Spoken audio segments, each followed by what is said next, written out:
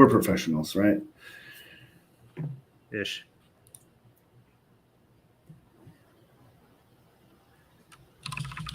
All right, so welcome everybody to another episode of the Puget Systems podcast.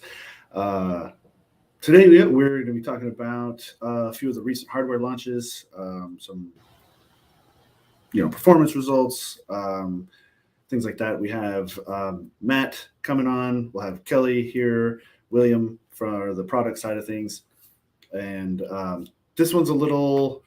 We're kind of doing it live, as it were. We had a big meeting just prior to this that only just ended a few minutes ago. So we're kind of bam. Bear with us while we kind of get things a little set up here. So, here we go. So I was saying, here's Matt, or he's over there. Welcome, Matt. And we have William. What's up, William? How you doing? Oh, my. Yeah, we're live. I might have to drop out for a second. I'm having a hard time sharing my screen. That's okay. Well, these first few minutes are going to be a little wonky, so please bear with us. We just came back from our big marketing meeting just prior to this. So, yeah, I am going to have to drop out. I'll be right back. Sure, no worries. Hey, William. Hey. Oof, okay. Man. Can you hear me all right? There's no actual webcam in here, so I'm just on my laptop. Oh yeah. No, that sounds okay. Oh. Man, wait. We're missing a webcam. I think because this is a conference room rather than an office. Oh, right. Yeah. So, well, I mean, since I have you here, we can get some of your part out of we can get started with your part while we wait for Matt and Kelly to kind of figure things out. Sure. So the big, I wasn't allowed to talk about it before basically yesterday. What it is we're going to be talking about today. So 3090 Ti, and also the 12900KS. Yes, sir. Yeah. So what comments do you have as far as your part of things? I mean, they're basically analogous products from two different companies, which is kind of interesting given the timing. These are both mid-generation. The 30 series have been out for a while. Of course, video cards have a longer life cycle usually. So the 30 series have been out for a year or something. The 12th gen core processors from Intel have been out for 6 months, something like that. I think we've been carrying them for about 4. Yes. We were a little late on the bandwagon. But so midway through life cycles on both products. And they're coming out with new higher performance versions of products that already existed. 3090, 3090 Ti. It's got a few more CUDA cores, clocked a little bit higher. 12900KS is basically the same internal core structure as the 12900K, but clocked a little bit higher. And then both of them, the big story is the way they're getting away with performance is by increasing power limits. Yeah.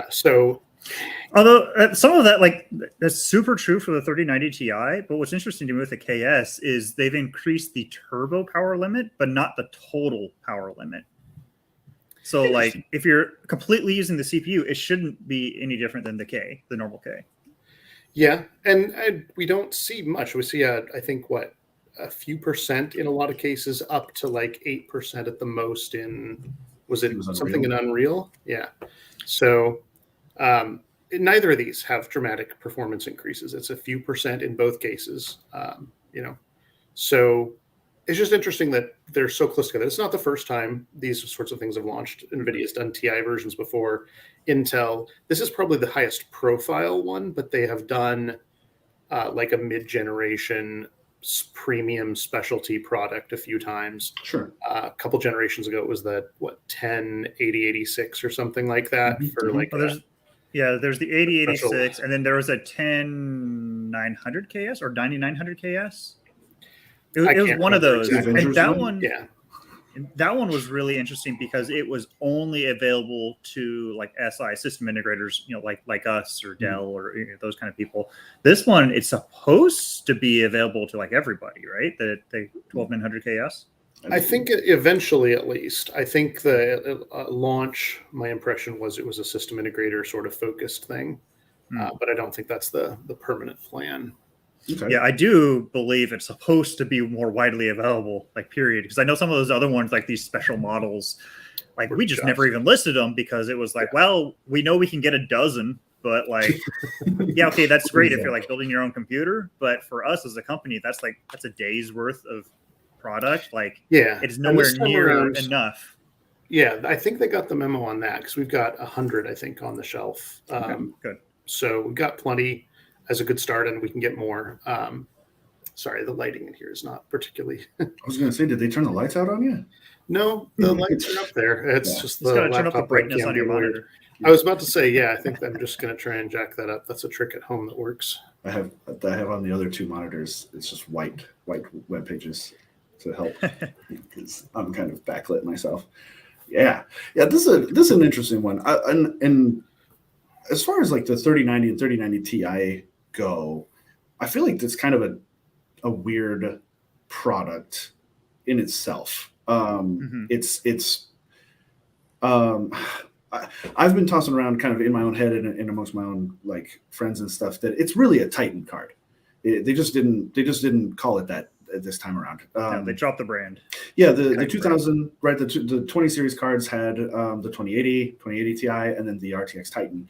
And I know in the past Nvidia has kind of been unappreciative of people using Titans in work, like kind of professional workflows, because that's part of why they branded it with GeForce. I think it was meant to bridge the gap between GeForce and Quadro, and I feel like that's kind of the case again with the 3090 Ti.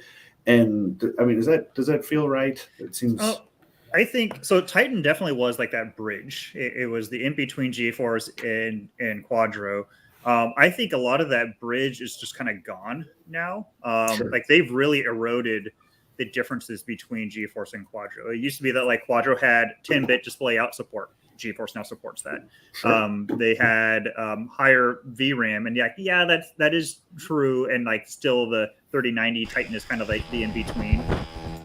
Oh, Kelly's loud.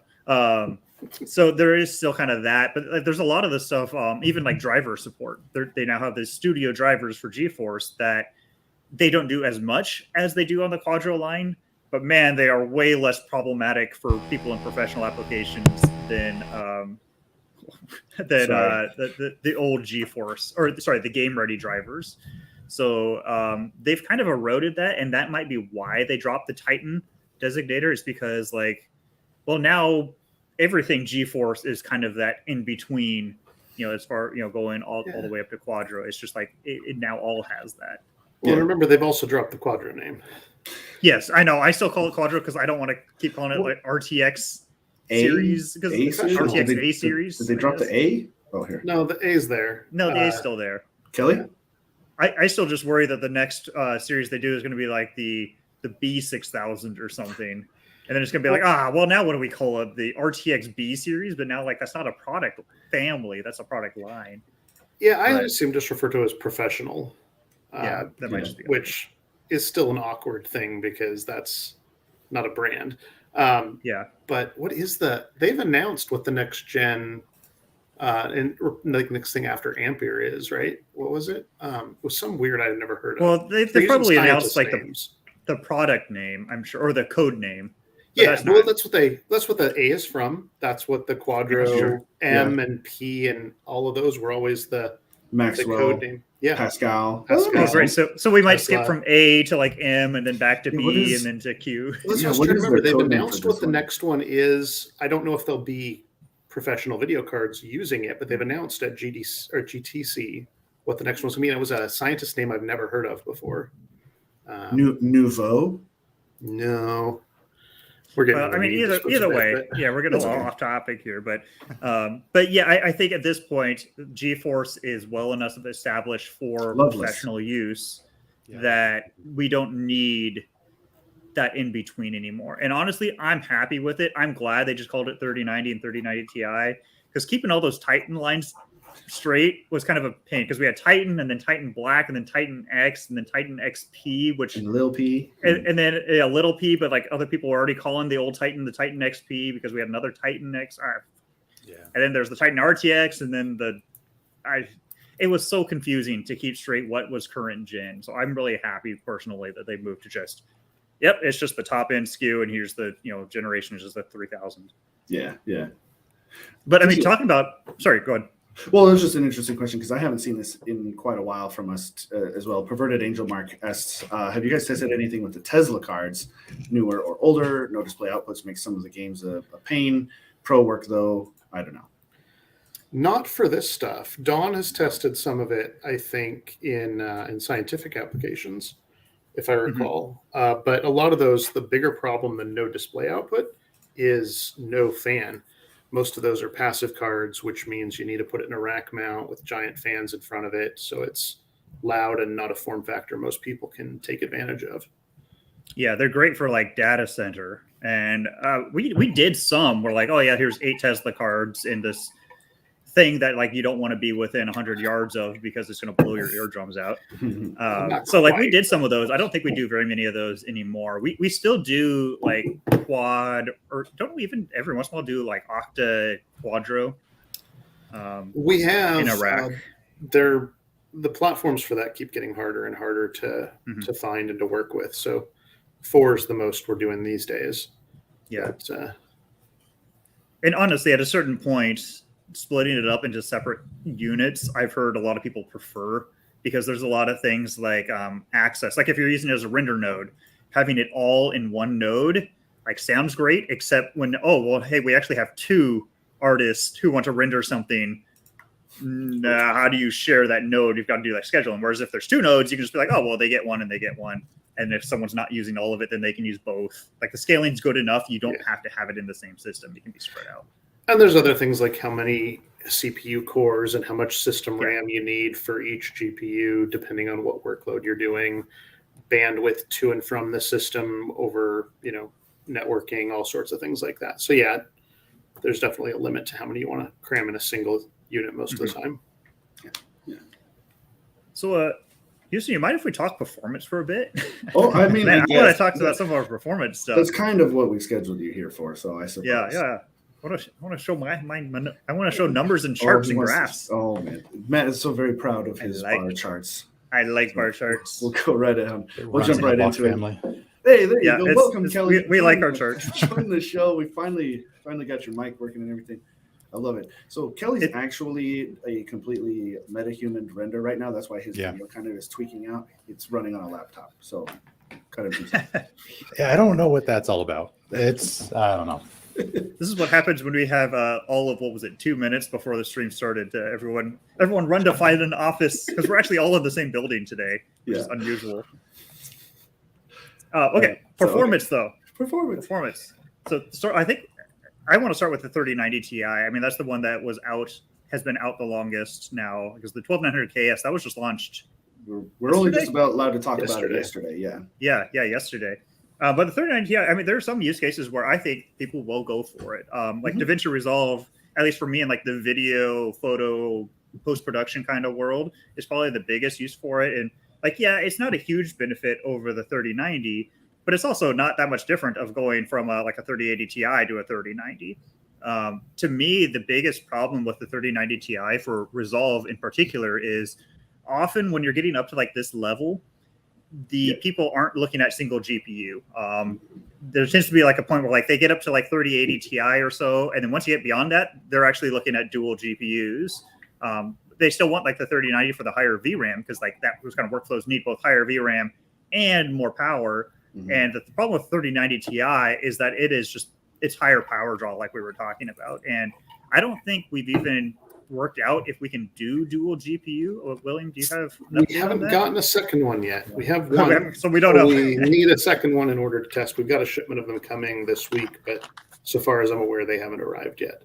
Yeah, so hopefully we can still do 2 cards, because I don't think we even do triple 3090 really. Well, because they're triple slot cards, you just like really can't. So hopefully we'll be able to do dual cards and have it be safe and everything, because as long as you can, that's still a really great. You'd either call it like upper like YouTuber, video blogger, or lower tier like professional like studios. Because higher up studios, they're going to go to like the Quadro, or sorry, not Quadro, the RTX A series, because that's where they can cram in 3 cards, 4 cards, usually 3, because then you also have like a video monitoring out. But they can do 3 cards, and like it's actually going to stay cool. It's going to be okay, and they can get higher VRAM, which you really need in those upper workflows.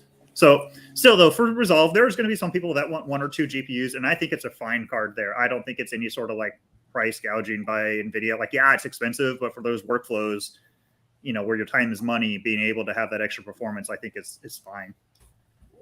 And like, yes, it's like 5% or whatever that is, but to those people, 5% is awesome. It's not like gaming where 5% is like, okay, well, hey, now you see 62 FPS instead of 60 FPS. Like it's a lot more important and higher return on your investment here. So before you move sorry, go on, Drone Video on YouTube was asking, the 3090 Ti, is that not going to be a very significant heat issue? We think so. Yeah. Well, it's going to be yes and no, because one of the issues that 3090 had was that because of the VRAM chips they use to get 24 gigabytes, they had to put half of them on one side of the PCB, the other half on the back side of the PCB. Oh. So we actually had VRAM chips that are not being actively cooled. Oof. Whereas on the 3090 Ti, they use double-sized chips, so they're all on the front now. So some things will be better, but that much power might have just total board heat. Yeah, it's probably going to affect more things, like your CPU temperature is going to go up, because these, at least because the founder cards don't really vent out much, and neither do any of the aftermarket ones. The founders are half and half. Yeah, they're half and half, but it's still going to dump a lot of heat into like your CPU, your RAM, your VREGs, and all that kind of stuff. And I think that's mostly what we're concerned about, because we did like temperature logs and we looked at it and like, okay, you know, everything. And like the fan speeds were only at like 50% on the 3090 Ti. So like clearly there's plenty of thermal headroom on the card itself. The question is, how is it going to affect everything else in the computer? And that's the kind of thing we just can't answer until we have multiple cards. And once we have multiple cards, you can dump them into a system, see what happens, you know, take a look under our thermal imaging and everything. Somebody send us their 3090 Ti. Yeah, just kidding. The like 4 that exists. No, it sounds like we're getting a whole bunch in pretty soon. So that's good. So to move on to like other ones, like Premiere Pro is another one we always look at, and like it's a smaller gain, and in Premiere Pro it's not as important. The GPU score in Premiere Pro, I would call it borderline synthetic, because a lot of our tests, what we do in these kind of applications that use a mix of CPU and GPU, we'll look at like, okay, well, here's our like overall score of like across everything. This is what you see. And here's like best case for like higher end GPUs, with the intention of being people are going to fall somewhere within that spectrum, and it's different for everyone. So they kind of have to know where they are on that spectrum, and then they can make that decision. So this is best case, borderline, again, synthetic. And here it's, what's that, like 3% or something? Like it's not a big deal, and especially in an app where it's not critical. So we're probably not going to do anything here. We don't even use 3090s very often in Premiere, so yeah. And it's a lot of the same for everything else. Like After Effects is basically the same thing. Surprisingly, there is a little bit of a bump. The 3090 and 3080 Ti actually are neck and neck, but the 3090 Ti did get a small boost, but it's percent. So it's totally possible it's run variation. I mean, we do test multiple times to make sure that like we don't see large run variations, but there's always going to be a few percent. So, you know, it could just be that too. And that's basically everything I tested. So it's really for like post-production. DaVinci Resolve, I think there is a use case for it. Premiere and After Effects, meh. Photography is the other area that I normally work in, but it makes like no difference for like Photoshop, Lightroom, all those kind of guys. Like having a GPU, yes. 3090 Ti. Any GPU. No, you buy a whole second computer for the cost of the 3090 Ti. Yeah. Because what is MSRP is right at 2K, right? Yep. I think that's what they said, yeah. Which means being able to actually buy it is probably going to be more like 25 to 3,000. Yeah. Which again is furthering that argument that it's a Titan card, not a general like 3080, 3080s, you know, like a step up really. So. Yeah. Certainly not. It's a high-end card. It's got some use cases even in post-production, but not a lot. But neither does the 3090, I would argue. Or the 3090 does in some cases, but not because of the performance, but because of the VRAM. Because oftentimes, like if you're working with like 8K, like 10, 11 gigs on like 30 or 10 to 12 gigs, like 3080 Ti, it's like, oh, it's borderline. Like, yeah, you'll be okay as long as you're not doing too much. So being able to bump up to that 24 gigs for a lot of people is more of a safety catch, because like if you run a VRAM, like you're just screwed. So they're not doing it for the performance; they're doing it for the VRAM. And the 3090 Ti, since it doesn't provide an even higher VRAM, it's like not really worth it for the performance. You want to talk about your stuff, Kelly? Yeah, you want to just keep their screen up? Yeah, I could just scroll down. Yeah. All right. So Unreal, it actually had a decent little bump there. Again, it's kind of the same situation that like most people are going to the 3090 for like a virtual production world where they want the VRAM. That's what the main concern is. The 3090 Ti does kind of makes an interesting option for like someone who's like an artist that's creating the virtual production sets and stuff like that. Because on the LED wall itself, that's going to be run by at least one A6000, maybe two, where it's doing inner and outer frustum. So like the artist could have one 3090 Ti, and then the other system has two A6000s. And so, I mean, it could be useful. It also, outside of virtual production, doesn't really have a use because like in game dev, if you need a 3090 Ti to get your game working, like who are you going to sell that game to? Unless you're targeting like 4 years down the road and you're just getting started and you want a GPU that's going to last that long. Although you got to think like the marketing departments though, because they want to be able to crank everything up when they do like trailers, right? Yeah, but they're not going to do the trailer till closer to launch. So yeah, and then I had one. Sorry, go ahead. Say then even then you're not going to capture trailer at more than 60 FPS to put it on YouTube. So and do some of those trailers, do they not do in real time? Is it like usually it's done in real time? Okay. The one question I had for you on virtual production though is, so you're saying the artist could use the 3090 Ti. Is there a danger of having mix match video cards? Like, is it better to actually do the development on an A6000 even if you don't need it because that's what the system running the LED wall is using? Not really. Is there not really? Okay. Yeah, because the LED wall just comes with so much more overhead that like you're not going to be able to match it anyways. Okay. Well, I guess going from a smaller VRAM card to a larger is the safer direction to go. Right. Anyway. Yeah, and a lot of people are going A6000 for the LED wall purely for that 48 gigs of VRAM. Even if that card might be on their particular scene might be hitting like 100 FPS that they don't need, they need the VRAM. Well, I guess if you're needing 48 gigs, you're probably not hitting 100 FPS, but you know what I mean? Like, yeah, it's not that big of an issue. Okay. So we can go to the next, whatever's next after Unreal. Scroll down. Sorry. That's why it's my screen. Yeah. Octane, it's slightly faster. Again, same scenario where like maybe it's more worth it to do multiple video cards in a system, and so this might not be the answer. I mean, what do we have?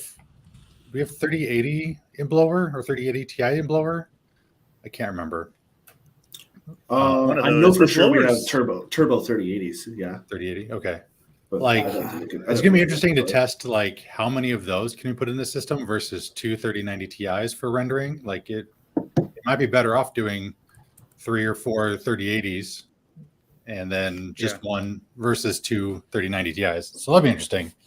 But like if you're doing just one, it doesn't give you a lot. I think it was 5% or less, 3%, something like that. Not a whole lot. And then same thing with V-Ray, I believe. The next one. Yeah, V-Ray. That's not a lot. V-Ray really, once you hit the 3080 Ti, it really just drops off. And this could actually be a limitation of the V-Ray benchmark. It might not be demanding enough that like we might be hitting kind of like the limit of what that can do. I don't really know what's going on behind the scenes on that exact benchmark, but it's just interesting that once you hit the 3080 Ti, it really just kind of trails off. Yeah, I've heard that from a few people of like they don't trust the Octane benchmark because it's not doing a large enough scene. It's kind of like what we had with Cinebench. Like the reason Cinebench they had to release the new version is because it got too easy, and we might be hitting that kind of point with some of these rendering benchmarks is they're getting too easy. And so, okay, well, hey, we've got to set up our own scenes and, render through 3ds Max Maya or whatever. which Yeah. is a pain. It's so much easier just to run a benchmark, but it's, it might be that we'll have to actually take that effort. Yeah. See a comment on Twitch about that you could do triple 3090 Ti on SSI CEB. The limitation isn't the size of the board as much as the power, because three 3090 Ti's is 1350 watts, but it could possibly pull more. That's just for the round video that up cards. to 1500. Yeah, 1500 just for video card, and then you need the system. Like, you got to get into dual PSU, or we were looking at 220 volt power supplies. There are some out there. There's like 2000, 2400 watt power supplies. The problem is that like you gotta okay, if you're gonna run it at home, well, hey, now you no longer have a clothes dryer because you got to unplug your clothes dryer so you can plug in your computer. Or like you don't have an oven anymore. Multiple different circuits just to run your computer. Yeah, and I'm a little bit surprised we don't have more issues on that on our higher end systems already. Like, I mean, I have a problem at my own house where like, okay, I've got my computer running, I've got a little AC unit, which in the middle of summer, if I run those two, okay, it's okay. But hey, it's also on the same circuit the TV in the other room is on. So if the kids turn on the TV, well, now the circuit's blown. It's just like, and like my computer's not a high-end computer. I guess people would probably consider it a high-end computer, but it's not one of these things. Like it's not a quad GPU or anything. Yeah, my last apartment, I had to like shut down my computer if we wanted to vacuum. It's like we're not the target audience. Yeah, turn some stuff off. That's funny.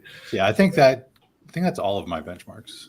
Yeah, that's all we really looked at, because GPU stuff is a lot more straightforward than like CPU testing. There's a lot less really to look at, especially because we don't tend to do a lot with like AMD. I think we actually did include AMD on some of these. Really? But yeah, well, because like you can see it's right here. Oh, wow. It's because AMD is just like not a great card for like these kind of workloads. CUDA is so good, and Nvidia has invested so much in CUDA that like it's just that's the way people go. And AMD also, like, they target gaming so heavily, and that is their focus, whereas Nvidia does focus on content creation as well. So there's just inherent benefits to using Nvidia, because like would you rather have a 6900 XT or like a 3070 Ti that's like half the cost? Or I don't know what the actual costs are, so like but like it's just not great, especially when you get into the upper end where like price is less of an object. It's like, 3090 or 6900 XT. Well, that's 50% performance difference. Like, you're going to do that. Cool. Well, then I'm going to grab this question from Drone Video on YouTube. They ask, what is the ideal CPU to use for a cost is no object Premiere setup for H.264, H.265 sources normally, and reasonable ProRes volumes, and lots of Mocha planar tracking? That's a great question, because the ideal is not an expensive CPU. So one of the things, if you look on, see, it's not the Adobe here. So we have a chart that's like what flavors of H.264 and 5 are supported in Premiere Pro. And there is a couple of flavors of H.265, the 10-bit 422, which a lot of cameras are starting to move to as like their primary recording format. And the only way to get hardware decoding support is with an 11th or 12th gen Intel CPU with QuickSync. So that's the consumer CPUs that have onboard graphics. That's how you get QuickSync, is you enable onboard graphics. And so that's the main reason why anyone who's doing like H.264, H.265, we push towards the core line, is because you get hardware decoding support. Because hardware decoding is always going to be light years better than even like a Threadripper Pro, massive CPU and trying to brute force it. Like, you can't brute force, an alternative to hardware decoding. So that's the main reason why we typically recommend like those kind of CPUs. And actually, you can actually see right here, like that's the system we have specifically for it, and it's for and it's using the core line. ProRes generally is easy enough that like it doesn't really matter what you're using. So generally, that's not as much of a question about like what CPU should you get, because like ProRes is the easiest codec to work with, like pretty much in existence. Nice. That's what it is made for. So generally, it doesn't come up as part of a conversation for like performance-wise goes. Was there anything else on that question? Was that lots of Mocha planar tracking? Oh, Mocha, I believe, is fairly lightly threaded. I'm not 100% on that though. So it's probably the same thing. It's just 12th gen. I would think something like tracking would be more GPU accelerated. It's not, and it's How about that? I think just because of the way the math works, it's like you're tracking a little bit, and you're having to do it frame after frame. So like you need to know the previous result before you can do the next frame. Whereas GPUs are really good at like just like mass. They're trying to do all of the frames at once, kind of a thing. So that's why like color correction is done heavily on GPUs, because it can like it doesn't matter what the previous frame was. It's just like what the current one is, so you can do them all at the same time. But I'm pretty sure tracking is lightly threaded. I'm not 100% about Mocha. I'm more basing this on how like After Effects works. Sure. But so yeah, it's probably for all of those use cases. I just get a 12900K, maybe a 12900KS. We'll talk about that in a minute, and just go that route.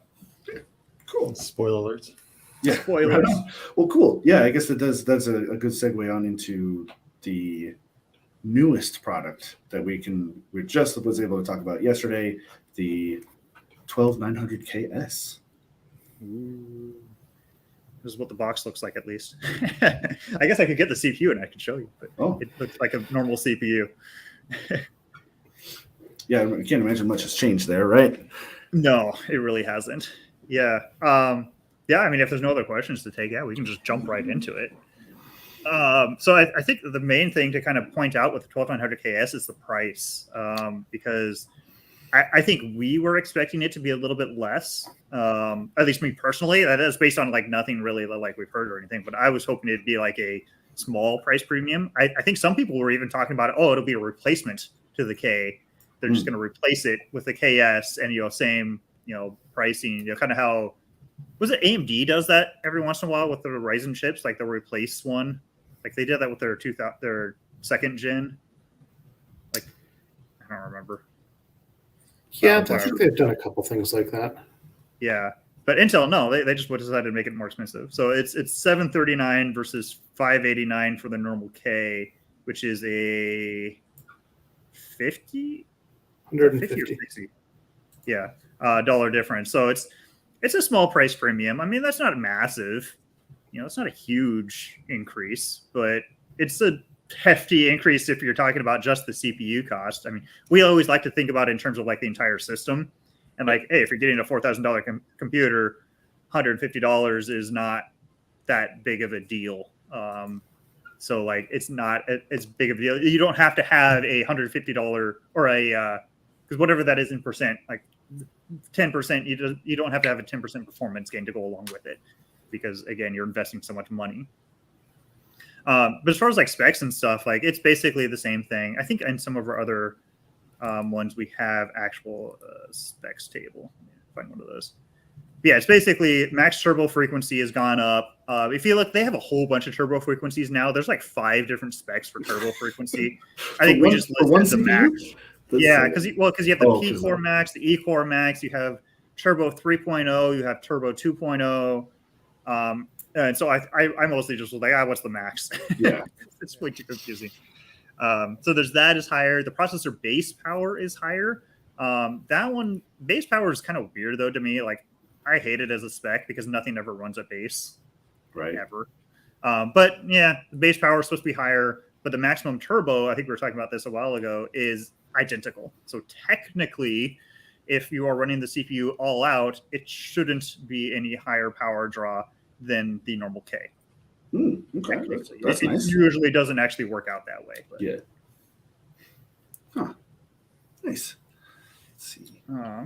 So I guess we could just jump right into some performance stuff. So we didn't do quite like a full roundup of everything with the KS because it's basically, we just recently did like full roundups of everything because of, was it just the 12th gen launch? Wasn't that long ago or something? Yeah. So we just did like the CPUs that are around it. So like Photoshop here, what did we say? 6% faster. So it's like, okay, it's a 6% performance gain, which is, that's not bad. It's not a bad performance gain. It's nothing exciting, but as you go up like the product stack, generally you're not talking about 20% performance gains anyway. Like it starts to get down to 10 and sub 10% performance gains is kind of the typical anyway. So I don't think it's that bad. question is whether you need it for Photoshop. Yeah, maybe not. This is kind of starting to get, pretty high end. You'd have to be working with, pretty huge canvases and stuff where you should really probably be using vector graphics and using Illustrator anyway. But, there might be some use cases. Thousands and thousands of photos or something.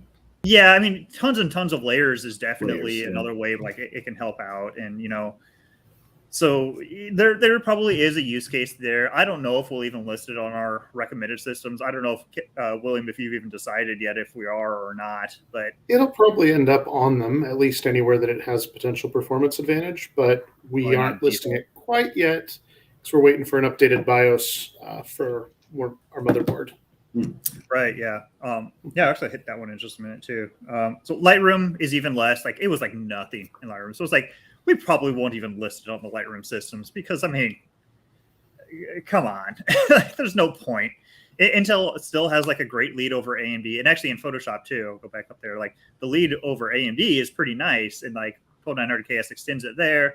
Lightroom Classic, it doesn't really extend it at all. So it's probably one of those ones where we won't list it because there's not going to be any return on investment for those people. Like it's just not a point. Plus Lightroom Classic, I don't think there's many people that are going to be willing to spend that budget. It seems like Lightroom in particular, the software hasn't advanced with like hardware. So there's less reason to get a higher end system for like Lightroom because like really the things haven't changed all that much. Like photo megapixels hasn't really gone up a huge amount in recent years. There's not like any crazy technology that like you're going to utilize with Lightroom, like as far as like effects and stuff goes. So you're usually not like waiting on your computer anyway. So After Effects is one. I think we saw 5%, which if I remember right is about the difference between the 12700K and the 12900K. And man, we have tons of people who jump for the 12900K. So obviously 5% to them is worth it.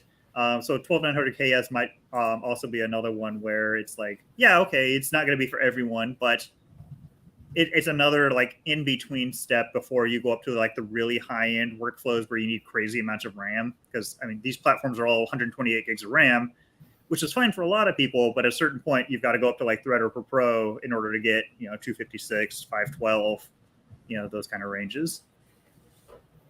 I think I had two other ones. Premiere Pro is another one where it's like, it's like nothing. What was it? 2%. I just said few percent. I didn't even like give it like a real thing.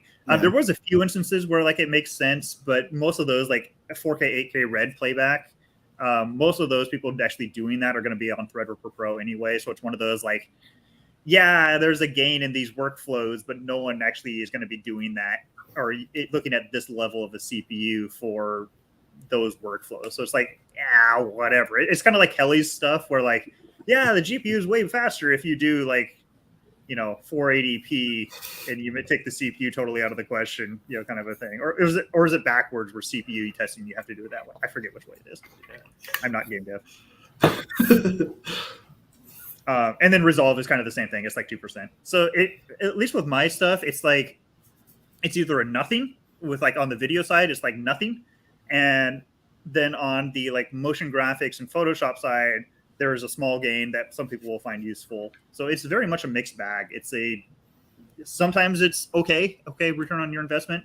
Sometimes it's absolutely nothing, and you might as well just like save that money and like buy a new office chair because it's gonna like that's gonna do more for you in the end than the 2% performance. That's funny. What office chair do you recommend that they buy? Not this one. I was going to say, what office chair do you recommend they find for the $150 price difference? Yeah, I was going to say we actually have on our we have a page for recommended peripherals, and I believe office chair is on there. It's like the one that we tend to use around here. It's actually the one I have at home, and actually I do like it. I do like it at work. Yeah, it's just this one's an old one, and it's not great. Let's see. Just want to see if we had any questions coming in here. New NVIDIA cards that they talked about, H100, CUDA focused AI cards for data center. Saw those. I don't know how much we're going to do with those.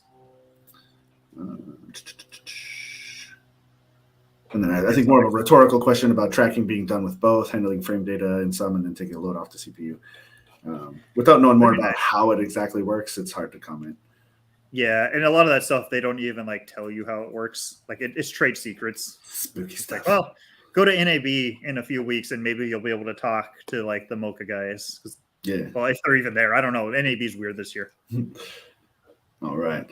So we'll jump into Kelly's stuff. So we can go ahead and switch to my share because I want to go over the details on Unreal Engine. Yeah, Matt's share is no good anymore. Well, I want to go to each individual test that I did because Okay. it makes a little difference. And sorry about my camera. Apparently, I have to modify the BIOS on this laptop to get the Thunderbolt dock to work with the webcam. And I've just been telling everybody you're coming in from another universe, Yeah, and so I'm multiverse actually- problems. It's okay. I'm actually in Unreal Engine at the moment. Yeah. So there's 3 tests for Unreal Engine for CPU, and whether or not this is a good CPU kind of depends on what you do. So for code compiling, this is compiling the entire engine from source code. It doesn't really give much performance improvement over the 12900K, like 2%.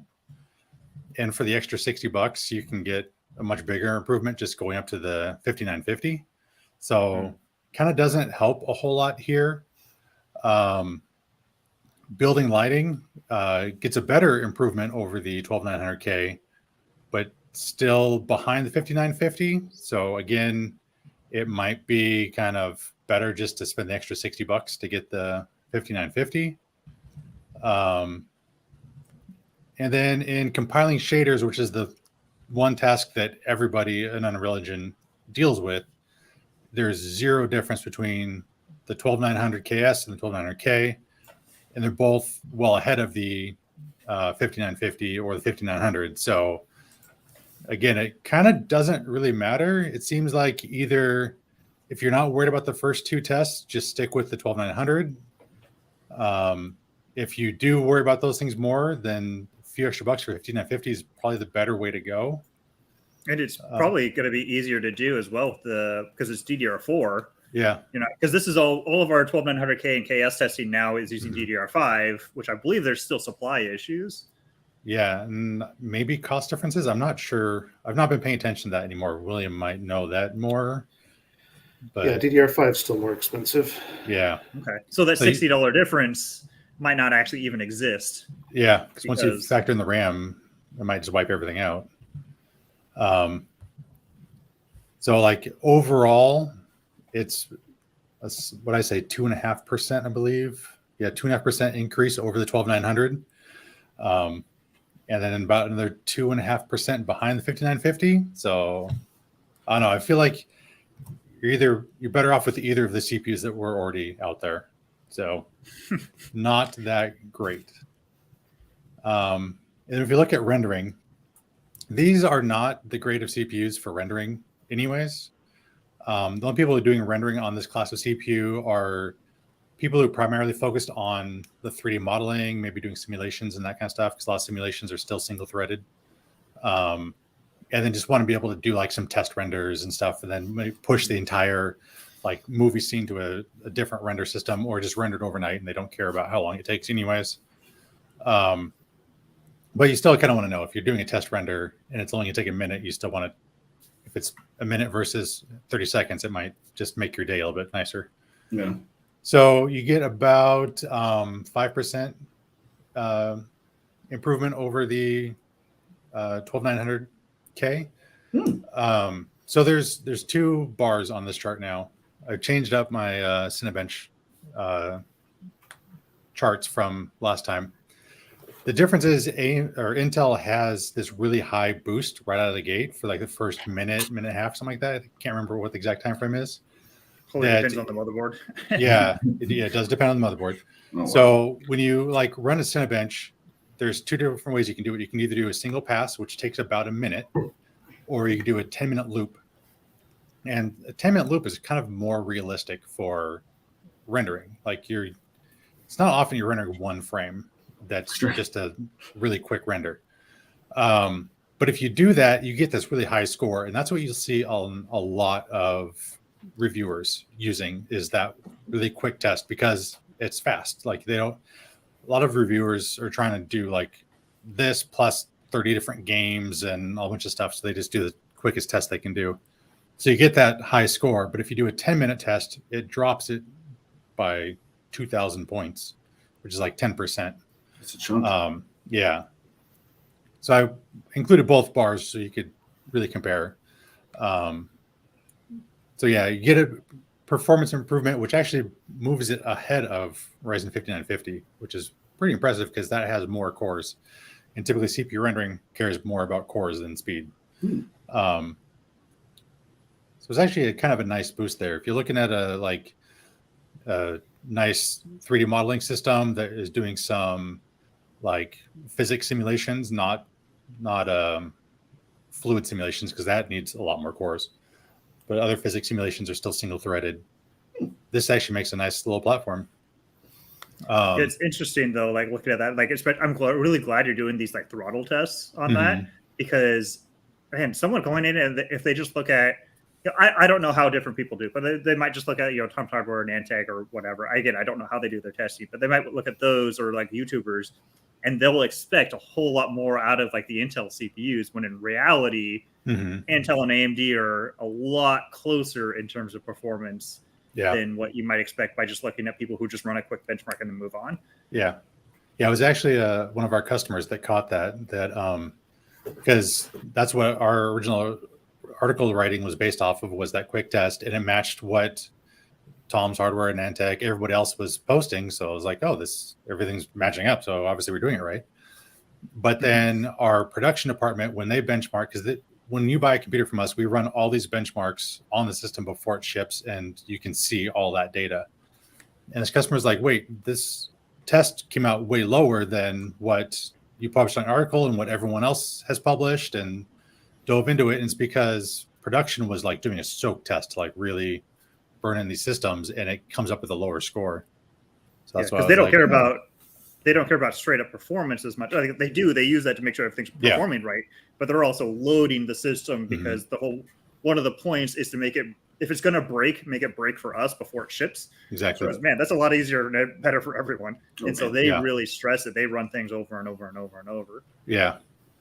So now I'm going to do both and then we also saw in my investigating that on a different motherboard, it behaved way differently than this board. So kind of investigate the whole thing. Jeez. V-Ray for CPU rendering, because V-Ray is capable of doing both CPU and GPU or both at the same time. V-Ray actually saw a 1% slower performance than the 12900K. Not sure what that is. I ran it multiple times and it came back the same every single time.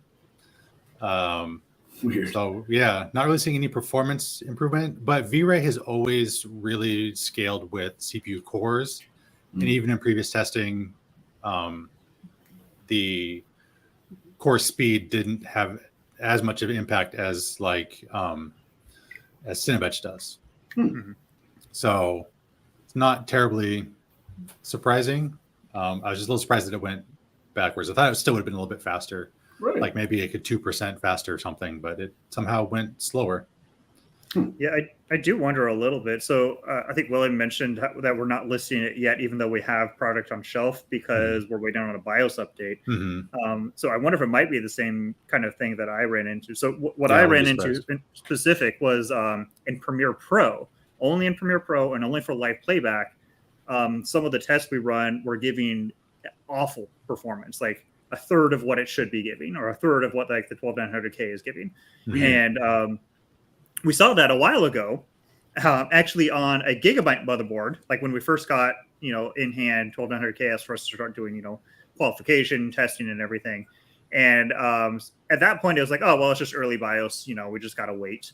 And so we waited because back then it was actually, we were seeing performance issues on everything. And that's par for the course. That's standard when you get stuff really early. Like the BIOSes don't have full support. It does wonky stuff. So like that's not unusual.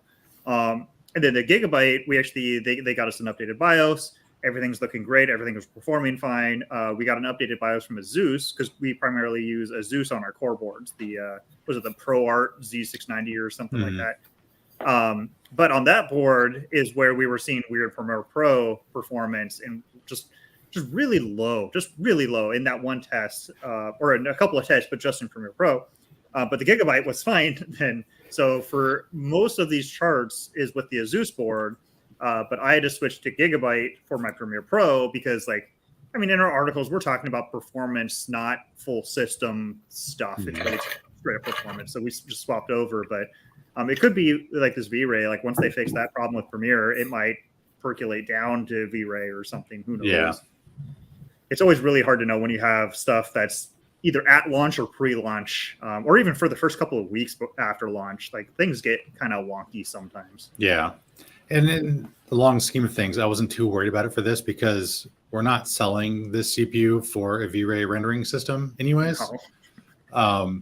Anyone that is using the CPU for V-Ray rendering is probably doing GPU rendering, and they're just like slapping on the CPU since it can use both at the same time, just to get a little extra bonus. Then it's just, they're just looking at it as a bonus, not like trying to get the maximizing CPU rendering performance. They want a good modeling system, good simulation system, and then get a little bonus rendering out of it. Yeah. Yeah, so the 12900KS, like, all in all, I don't know. I feel like it's an okay product. I think it's gotten a lot of hate. Like, I've been watching like a hardware subreddits, Intel subreddit and stuff, and like people's reactions to YouTube videos from other people. I think for like gaming, which is like what most YouTube reviewers and other places look at, like, I think for there it sounds like it's just a absolute nothing. But I'd say in some content creation workflows, mostly it sounds like After Effects and Photoshop are like the two where, like, yeah, okay, there's an ROI there. Like, you can justify the higher cost, and it'll be there. But for everything else, man, it sure seems like it's like there's either something better, like from AMD, or it's not better than 12900K. So, like, yeah, why spend the money? I feel like if they had launched this first and then the 12900K now, like, people would have been like, oh, the 12900K is amazing. It's nearly the same performance for $150 less. But because of the order they did it, it's like, ew, this more for nothing, not much more performance. Yeah, I bet though that they this is basically just binned 12900Ks. They had enough overproduction. They were seeing that, hey, we could enable, or we can clock up a little bit higher on these, those ones we're getting good enough yield. So, I mean, to them, to like Intel, it's like, well, why not? Why not like sell something at a higher cost that's a higher bend? Right. Okay. I mean, I get it from Intel. Same thing with like Nvidia with the 3090 Ti. Like, I totally get it, especially because like video cards, like they must be looking at like all these scalpers that are taking normal cards and then selling them, taking a 3090 and selling it for like $4,000. It's like, well, why can't we do that? Let's hope they don't. Like, don't give them any ideas. Well, I feel like Nvidia was trying, or not Nvidia, Intel was trying to do something to counter AMD's, was it 5800 3D? X3D. The X3D or whatever. Like, they just wanted something in the marketing scheme to like combat the marketing cycle. So they're like, hey, we have this higher bin. Let's get this out to kind of have an answer. Because like there's no other launch coming up anytime soon for CPUs. So they need something. Sure. Yeah, and isn't the X3D, isn't it supposed to be like really good for like gaming? I think so. Seeing lightly threaded stuff. So yeah, it might be that like they looked at this and like, well, hey, we'll raise the turbo clocks. That should make it better for like gaming and the things that the 5000 X3D is supposed to be going for. And unfortunately, they might have shot themselves in the foot because it sounds like it's not any better for those workflows. Well, for those use cases. I've always had, as a gamer and a game developer, always hated the CPU comparison for games because like it's always the only way to get the CPU to make a difference is if you lower your resolution to like 1080p or lower and like drop ray tracing off so that you create a bottleneck, and then you're looking at getting multiple hundreds of frames per second, and then you can start to see differences in CPUs. But like most people, that's not going to make a difference. If you game at 4K and you want all the fancy effects going, then the CPU has like a couple of frames difference, and it's not noticeable. And it feels really almost artificial. Yeah, I mean, it feels like, because we kind of have to deal with the same thing too with like Premiere Pro and After Effects, where we do have like, here's a GPU test. Is anyone ever really going to do this? Well, probably not. There might be a few people in the world, but really not. But the difference that we take is we look at both ends of the spectrum we say like, okay, here's like the overall score, what most people are going to be doing. This is probably relevant to most people. Here's the extreme. Like you're going to be somewhere in here, but we'll give you the two kind of like, it's not the two extremes, but it's like the average to the extreme, and let people draw from there. And like, yeah, it'd be really great if in all these like game reviews, if they had a like, here's the normal and then here's the extreme. Yeah. So like you at least have a frame of reference, because I bet there's a lot of people that make totally misinformed purchasing decisions because, oh yeah, I watched Linus J whoever. Yeah. And they said that like this CPU will be 10-20% or 10 or 20 FPS higher, and the reality is like no. That's why I often include an FPS. I didn't this time, but in other launches, I've have an FPS test in my Unreal Engine for CPU articles, because I would show that like, yeah, in this scene at 1080, you could see a difference. The same scene at 4K, you can't see a difference. And like, professionals are not running 1080p, or they're not trying to hit hundreds of frame rates. So hundreds of FPS. So it's not going to make a difference in a professional workflow.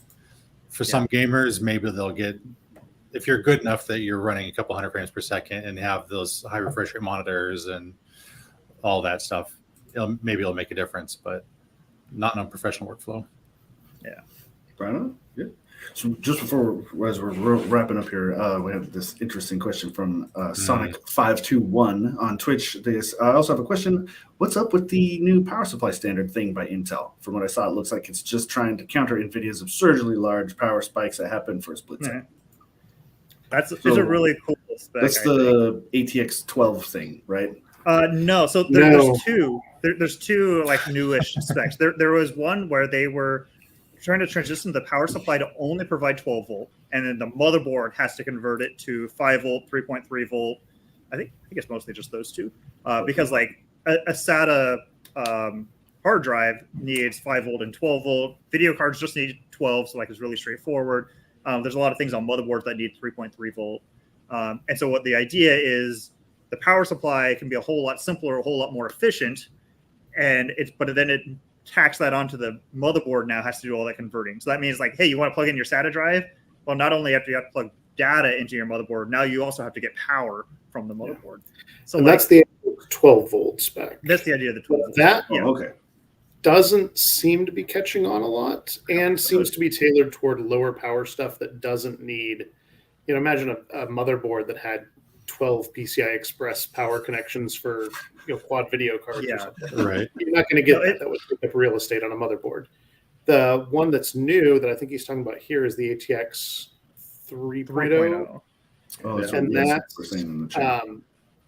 yeah, it's weird. I only at least just found out about it a couple weeks ago, and the big thing seems to be a new power connector for video cards and other high draw PCI Express devices that supports a lot more power over a single cable. So one cable instead of 2 or 3 that some video cards need nowadays. Okay. And included with that, bi-directional communication. So the card can talk to the board, or the power supply, and the power supply can talk to the card, or maybe just one direction. But anyway, there's an ability to sort of communicate and synchronize. Oh, here's how much power I need. Here's how much power the power supply can provide, and kind of lock that in. But then, also accommodating massive power spikes. And I don't know how it's all going to work out with next-gen video cards, because I think some of the stuff was talking about power spikes being able to be double the wattage the card normally draws. And if you have 2 cards that spiked to 600 or 800 or 900 watts each, I don't know how that works on a normal home power circuit or office power circuit. Well, because it's built into the power supply, like the capacitor. Because like it's not hard. Like power supplies already have massive capacitors. It's just like an extra capacitor so that they can provide spikes. In fact, Houston, you mind switching to my screen? Sure. So I think the best write-up, if you want to look at this, is Tom's Hardware. Yeah, they did a good one. They have a really great write-up. If you go to like their great graphic of this new ATX spec. I don't know what this has to do with it, but whatever. But especially on their conclusion, they have a really nice section. So like that's the new power supply plug for the GPUs, I believe. And down here are the That's the communication sensor wires, data wires. So yeah, the power supply and the GPU can talk to each other about like, how much power can I draw? Well, you can do this much for this long. Okay. And then they can do it. But the load spikes is this right down here. So basically what it's saying is if you have a power supply and you need 100% of the power supply, capacity, it can do that forever. Okay, great. That's normal. But now, like as you go up in how much like peak you want to draw. So if you have 1,000-watt power supply, it can do 1,500 watts or 2,000, maybe even actually. Maybe it can do 2,000, but it can only do that for 100 nanoseconds. Nanoseconds. Or no, that's not nano. Oh, It's micro. Is that micro? don't Yeah, know. micro. Because it's milli and then micro. I need to brush but up like, on my okay, if you don't Latin. actually need 200%, if you don't need 2,000 watts from your 1,000-watt power supply, if you only need 1,600 watts, well, it can do that now for 10 milliseconds. Or if it's only 1,200 watts, then you can do it for 100 milliseconds. And then it also has a duty cycle of like how long does it have to wait. So if you're doing a 100 millisecond burst, it has to wait 50% of that 100 milliseconds. I think if I'm reading this right, so it has to wait 50 milliseconds before I can do another boost. I would assume that means 50% of the time it can be boosted.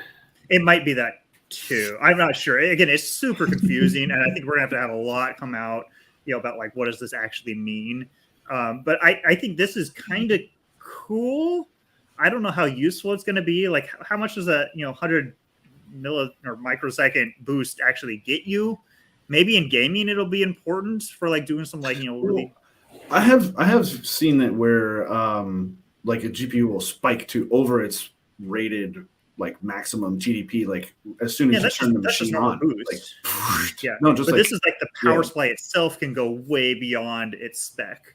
Because it's spec. I mean, it's still within spec because like this is the new spec, so like it's technically in spec, but way beyond its like rated capacity. And I think it's interesting. I think it's going to get very complicated, especially like William was saying with multi GPU setups. Like, how is that gonna work? Like, is it going to really be smart enough, or is this just another push towards not doing multi GPU setups? Because we're already seeing that push. Like, Nvidia doesn't include SLI on most of their cards.